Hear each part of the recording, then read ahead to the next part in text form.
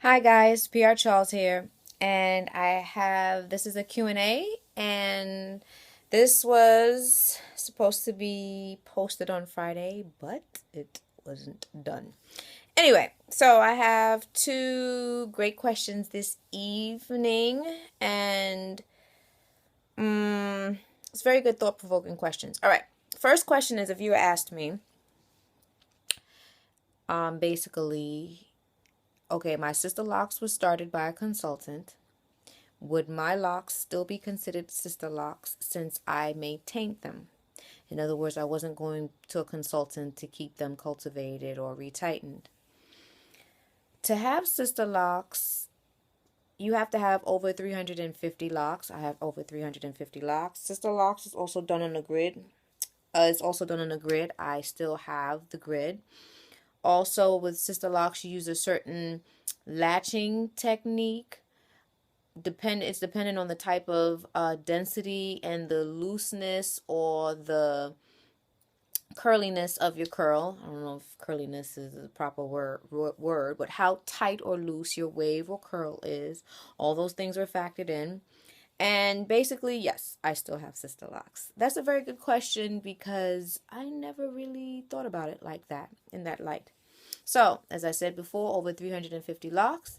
It has to be on the Sisterlocks grid. You have to use the Sisterlocks latching techniques for their lock, which is dependent on your hair texture type. And I was also using a Sisterlock tool. So I hope that helps to answer that question. Okay, now the next question is even more thought-provoking. And I'm going to read it to you because it's like a little mini paragraph here. No doubt, and this comment was made on my full view length video. So, old video. But anyway, no doubt this is beautiful. However, I would like to know how much this differs from weave and hair extensions. She's talking about how Sister Locks is different from weave or hair extensions, being that you never removed any of the 50 to 100 hairs that shed every day. Okay, does this not mean that you have hair in those locks that are not attached to your scalp and are actually 100 times longer than your natural hair that is attached to your scalp? Shedded hairs are just hanging there like a weave? I thought that was interesting, that question. And how then are these sister locks deemed natural? Peace be unto you. Okay, I'm going to go by each question that was asked. Okay, first one is, because I read it so fast, I would like to know how much this differs from weave and hair extensions, being that you have never removed any of the 50 to 100 hairs that shed every day. Okay, so really, how is it different?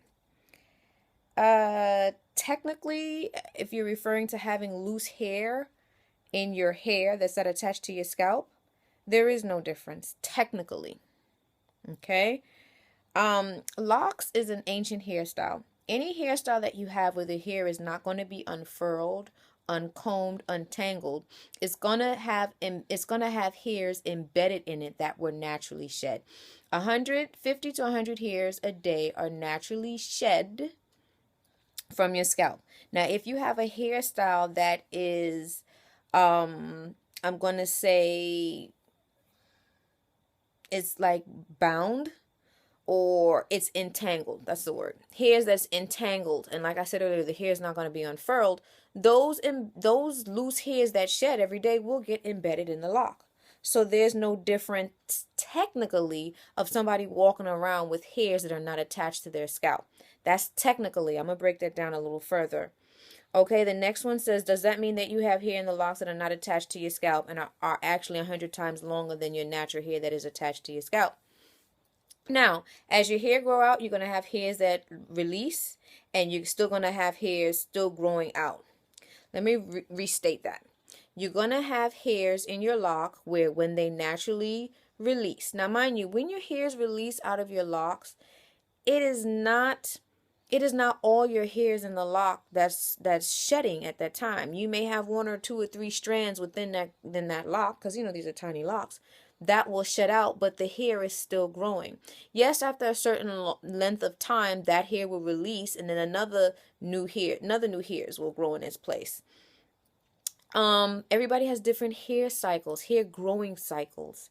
And you have growing phases, you have dormant phases. So yes, your hair will eventually shed, but you do have hairs that grow very long within the lock. You'll have some of your hairs that grow a little shorter within the lock. Also, it depends on the hair texture and your genetic, makeup or background.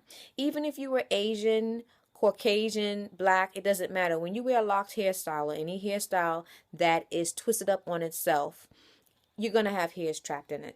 That's just it. So is this technically like an extension too? Yeah. But here's the difference. And then the question at the very end said, how are these sister locks deemed natural? Okay. Here's the difference. When you purchase hair, that hair does not belong to you. It is not made from your body. If you want to technically call these extensions, you can technically call them extensions, but they're natural extensions because I grew them. These are extensions that are encoded with my DNA.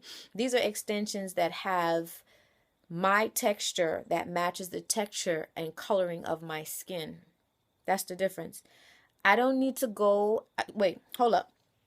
Okay, so now we're saying, okay, these extensions are homegrown, right? But these extensions endorse who I am. They mark who I am. They tell myself on a psychological level that what I made is good. It endorses me.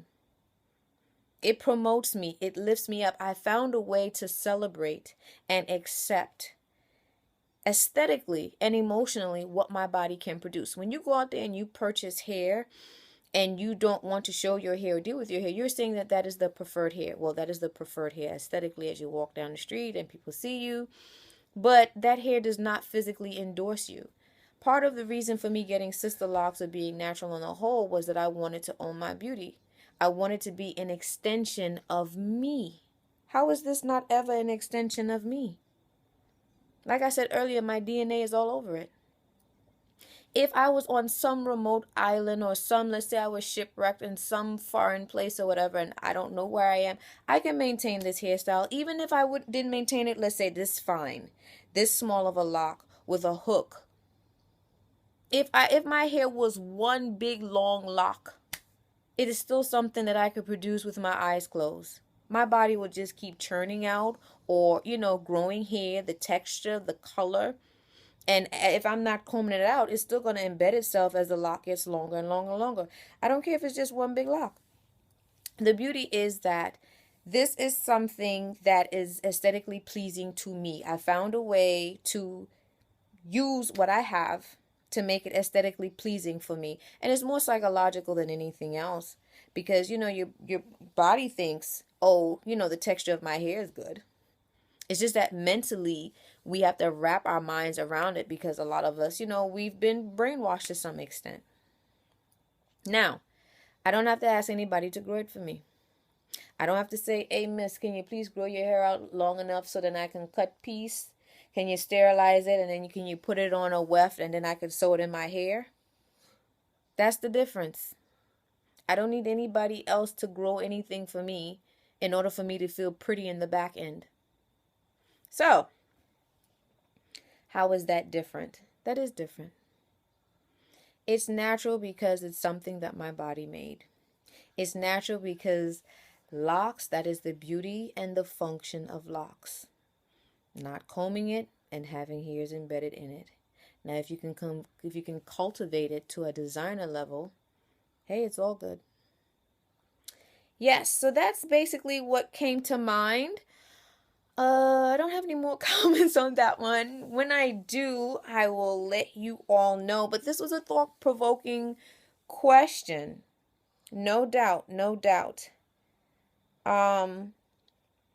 Very thought-provoking. I just never looked at it in that light of it being an extension. Yeah, technically, like I said before, it is an extension. But it's an extension that is a part of me. And what's so beautiful about this, quote unquote, when you say extension, is that whenever someone gets locks, it is locks that match their skin tone, skin texture. That's if you don't alter it or mess with it. Even for instance, like over here, you see it's kind of reddish brown. My hair naturally did that. At the base, I dump Beijing in it, and I don't color my hair too often. But that's what my hair naturally wants to do.